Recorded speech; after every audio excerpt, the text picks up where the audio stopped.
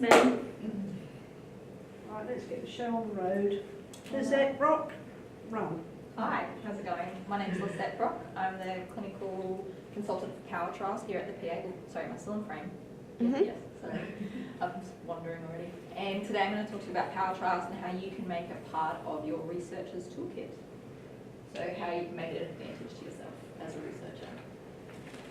So the progress so far, implementation occurred in March this year. We started by doing a backlog of all the high-risk studies within that are still active within the PA, and now we're in the business as usual phase. So anyone that is applying to create a study currently, they need to have at least a minimum build within the PowerTrials domain, which I'll talk to you about what a minimum build is in a moment. But I just want to say a quick thank you to all the researchers that have completed builds up to this stage. We've got almost 180 studies built, which has been fantastic. So a big thank you to all the researchers that have been part of that. So what is business as usual? We don't want to create more work for researchers here at the PA. We don't want to stack that work on top of what's already occurring with HREC and RGO. So what we're trying to do is work in parallel with those two components. So when you apply for a study, so when you submit your HREC or your RGO documentation, you'll get a blank email from myself stating that maybe we could start your PowerTrials build. We'll work in parallel as your approval moves through the 32-day phase, and once your SSA is approved, we can create a build authorization and you can commence your accrual for patients within the system. When you're building it, there's a minimum and a maximum build, which I was talking about before. So there are two parts to PowerTrials. The minimum build will occur in POM, or Protocol Office Manager. So this is where you create the protocol. It's the role assignment, so where you'll nominate the PI, the Clinical Trials Coordinator. You'll create a checklist, and it's a great central point as a document manager. So this is the mandatory component of PowerTrials at this stage. So this is the icon you'll see when you click on the IMR logo Cerner product. So if you're going into PowerChart, you'll see that symbol. You'll also see the POM or the PPM. That's the second part of PowerTrials where all the patient components are. So you can do your pre-screening here, your enrolment of patients. It's really good as a tracker for patients. So instead of using your Excel spreadsheet, you can go into PPM, you can see who's been consented, and you've got a full list of your patients there. It links straight into PowerChart, which is fantastic. So if you've got a Power Plan, you can hop straight into PowerChart, open up your Power Plan, make sure everything's working there. If you haven't consented a patient, so you've given them the consent form, you've discussed it with them, they're taking that home to consider the study, you can put them through a list, like you can have a list of them within the PPM as well, so you can keep track of who you need to contact at home if that's the type of study that you're conducting. It can also generate reports quite well. So when it comes to research report time, you can generate those of the demographics of your patients that are within your study. So roles within PowerTrials. I just wanted to touch on this. If you are a clinician, your role stays the same in PowerChart as it is in PowerTrials. So if you nominate yourself as a PI within a study, but you're a nurse, you won't be able to create a power plan with medications in it and sign it off because you're not a doctor. So it's just a point. Whatever you are in PowerChart, you are in PowerTrials. Your role might be different in the sense of a PI, Clinical Trials Coordinator, but not from your clinical component. The auditor role is currently being developed. It should be released quite soon. We're working with the adoption services team to create a role that needs less resources than currently is available. So I'm aware that currently, if you've got an order that comes to monitor your study, you need to sit with the monitor and access it at the same time, which probably is that's quite resource hungry. So this one will be locked to the patients within your trial. It's a view only, so those research monitors can't go and order something accidentally or search other patients. So that's in development now, and we'll let you know when that's released. And I just want to make a quick note here with the research assistants that don't have a clinical stream. So if they're hired from the universities, just as an RA, we've been recommending using the admin officer role for their position title. It enables them to document, search patients, but not do any orders or anything like that. So it seems like the most safe, and it's not doubling up on a different role creation. It's already available and right to go. So the benefits I've touched on lightly, but the main thing would be patient safety from a hospital-wide perspective. When you go onto a PowerChart encounter with your patient, you'll be able to see that they're enrolled in a study. You know instantly that this patient is on a study, and it's very transparent. You're also able to see the research within each department and the growth of each department in that research capability, and therefore considerations for research infrastructure within each department. So it's great transparency for that as well. For research staff, it's easier to pre-screen patients for recruitment. The study information is all in one place. So if you're going bedside, you've forgotten your consent form, you can log into PowerTrials, print off your consent, and you're right to go. It keeps the most up-to-date forms there as well, which is really handy. You're not going to be confused which consent form you're using because you've only got one consent form that you can upload at one time. You can upload multiple consent form types, but only one of each type, if that makes sense. So you can print them off, and it links to the patient that you've printed it off, so you know you've consented them, signed them, which is quite handy, all in one spot. And for non-research staff, it's easier identification of patients on a study, which is quite good in a sense. If a patient came in to the emergency department with an SAE type presentation, that medical team will need to attend to the patient. But what's now available is the medical lead or the nurse can say to the admin staff, we need to contact this PI to get more details about this drug, and that admin staff member can now support the medical team attending to the patient by contacting the PI straight away, because it's all quite transparent. I don't think I've missed anything. Yes, the study visibility within the Metro South Health. So our plan there is we're in the process of creating a dashboard. So as it rolls out to different sites, so Logan will come on board, all the different sites come on board, you'll be able to see each department, how many studies they've got, where your study may sit in that grand scheme of things. So just a bit of FYI. So the learning journey. So my role sits within the Centres for Health Research. I'm elbow support. So if you have done the training or not, you need help enrolling, or you've done it but you still can't remember exactly what it was that you learned in this particular part of the build, feel free to give me a call. I'm more than happy to come down, visit you, work through the builds together, or any other components that might need to be addressed. We've got a really good web-based training program on Leap Online, so you can log on, enroll for it, and use it as much as you want. You can go in and out as many times as you'd like. It takes about 2 hours from start to finish. The instructor-led end-user training is on every second Monday and every Thursday, led by myself or Mia, and the registration for that is also through Leap Online. So that's about 4 hours here at the PA, and we work through the whole program from start to finish. And then practice. Practice is really important. You get yourself used to the interface of the new application. It looks a bit different to PowerChart, so I think the navigation gets easier the more that you practice. So where to from here? The resources I've talked about with Leap Online, with the web-based training and the end-user training. So the contact numbers are there. But resources other than that, the QEPs have our PowerTrials policy. So it discusses that mandatory component that I was talking to you about, and exactly, like, it lists out exactly what you need to complete and not complete. So you don't want you to have to do any extra work that might not be relevant to your study. And the quick reference guides are very handy. So they're on the Metro South digital application on most desks. It should be on every desktop. You pop into that app, and then you'll see the quick reference guide link. Click on that, and then you'll see the research section in red, and you should get every quick reference guide for that is relevant for POM and PPM.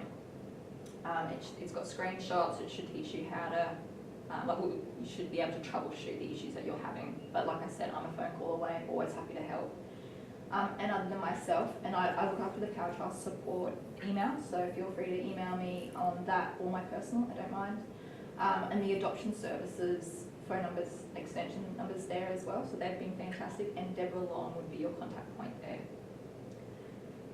So, Rebecca, did you want me to take questions, or do you want me to go first? Yeah, so is there any questions so far? Yeah, go for it. Could you just tell me what the adoption services mean? What do they provide? Yeah, I asked the same question when I first did, I can't understand the terminology that I I've borrow a chosen. girl? Yeah, that's what I thought. So adoption services is about that clinical help right here, right now. They do shift work, they don't do night shifts, but they're here from 7 a.m. to 11 p.m. And so it's more for PowerChart and on the floor issues, like the printer stops working, you can't label a blood tube, things like that. They'll come out straight away and they'll help troubleshoot and solve those issues. But they are doing it for PowerTrials as well. And like I said, we have a lead, Deborah, who'll be able to help you specifically. If she's not on because of the shift working components, Josh is fantastic as well. He's the his boss down there, and then myself as well. But they will be able to come out to you and assist you in person, in real time. Thank you. Is there any other questions? Has anyone been having access issues at all? Because I know that's something that's been discussed. I've been getting a bit of contact, so if you do come across issues with external staff from universities who aren't employed by Queensland Health, best talking to recruitment services at HR. They'll forward you a form for your supervisor to fill out, and then that will give you Novell login access, which is what we require for the digital hospital system. I was wondering, because we're a group that do a lot of non-interventional studies, and previously we never even touched the patient folders at all, records. So what implications, like, do we have to make sure consent forms mention that we will be accessing their patient charts now, and does that have implications for ethics? Do we need to make sure we're applying to be able to have access to the patient's electronic files? So are you talking about receiving a waiver of consent? No. I'm saying when we do have the consent forms, do we have to make sure we mention in there that we will be accessing their electronic medical files now? Because we never, most of our studies don't usually involve the patient files, because we're non-interventional, we don't record anything into their patient studies. So, and also when we're applying for ethics, is there something extra where we need to know? With definitely a statement in the consent form section that you'll be accessing the medical records, because as I understand it now, even healthy volunteers are given a medical record number. Yeah, I heard that. They have to open one up for absolutely. upstairs, even for our studies where we don't usually put anything in there. So That's exactly right. So if you just have that in there, and that basically tells the patient or the healthy volunteer that you'll be accessing the medical record, you get the consent, it's all covered off. So that's it. Just make sure we have a statement in the consent form. That's the only. Thanks. If you do have a study where you're doing retrospective work where you don't need to actually consent the patient, a waiver of consent letter that you receive from the officers here just needs to be uploaded in that area, and it'll cover it off, because it's like a mandatory field. It glitches a bit if you don't upload a PICF. So just a document stating that you've had a waiver of consent suffices perfectly there. But it also comes into play when you have your monitoring at a later date. It's all centralised in one point, so it'll be great. It'll just be a bit more efficient when you do have that monitoring. You're just picking up on something you were saying. We do research with families in ICU, so they're not a patient, obviously. They're not necessarily health benefits. So how's that managed? Yes, I've had this through social work. They had the same issue. So are you linking that staff member to the patient themselves? So it's about a patient case? No. No, not at all. It's talking to them about participation coming into ICU, what sort of visiting, when do they visit, who are they, what do they want to do when they're there. So it's really getting some information from family members who are coming in to see a relative or family member in ICU, but it's not in connection with the patient. Yep. So then you wouldn't probably use the patient protocol manager component. You just use the POM, the protocol office manager, for documents. Sure. Okay. And that's it. No enrolment, No. no power plans, no pre-screening. It's irrelevant to you. So just that mandatory minimum build that we were talking about. Fantastic. Is there any other questions? Yeah, fantastic. So Rebecca's just going to have a chat about new hatred. If anybody's interested.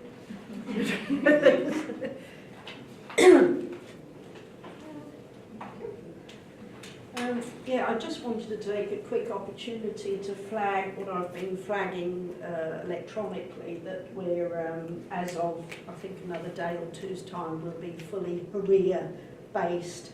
Lovely acronym, which will now replace the NEAF. The NEAF is no longer our form of preference. Now, what I wanted to flag though is that this does come through in the next couple of days, working days. But if you've started on a NEAF and you're halfway through or whatever, I'm more than happy to receive it as is. I don't want anybody having to do any more forms than you have to do at the moment.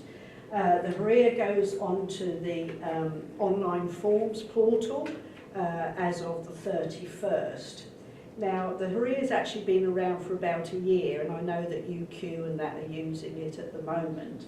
But our issue was actually getting a licence to have the HRIA put onto our AURED online forms portal. So that's why there's been that delay, if you like. The other thing I wanted to just make in mention to this, we're complicating matters slightly, excuse me, we're actually also getting rid of our exemption form, which I don't know if any of you have had cause to use over time. But the exemption was a form that covered quality assurance and negligible risk research. We've actually moved away from that for the sole reason that we could never determine what was one and what was the other. Because where QA stops and research starts is sometimes a very grey area. So what we've done in conjunction with the new HRIA going online is we've now introduced the new MSF 40 form. Now, all of this is actually on our website and it's all been uploaded, so it shouldn't be a great shock. But the bottom line, thank you. The bottom line is that there's no longer a NEAF, there's no longer an LNR, and there's no longer an exemption form. There is now a HRIA, which does both low risk and standard, so it serves two purposes. And the negligible risk form, which is this new form. Now, just another comment to make. This is in trial till the end of the year, this exemption, this negligible risk form, sorry. Now, I don't know if any of you are aware, but the HRIA actually does cover negligible risk as well. And if we were feeling particularly unpleasant, we could have said that we just use the HRIA for all three levels of ethical review. But by introducing this, we've tried to make things easier for researchers. If it doesn't work, then we will implement the HRIA for the three levels of ethical review and be damned. So that's the bottom line. So lots of forms. As far as the HRIA is concerned, the jury's still out on it. It does need a protocol, that's mandatory. But once it's on the online forms, at least it will be able to speak to the SSA, so that should make life a bit easier. And it says, very optimistically, training will be provided by the end of 2017. I've just got to learn to understand the form before I actually train on it. So that may be end of 2000 and whatever words once I get into it. So yeah, so lots of forms, but I have, as I said, updated the website. I have sent out circulars on it, and I hope that they're getting out to everybody. And the bottom line, Shona and I are in the office, more than happy to help. Yep. Any queries? Straightforward, isn't it, really? Easy. Okay, thank you very much.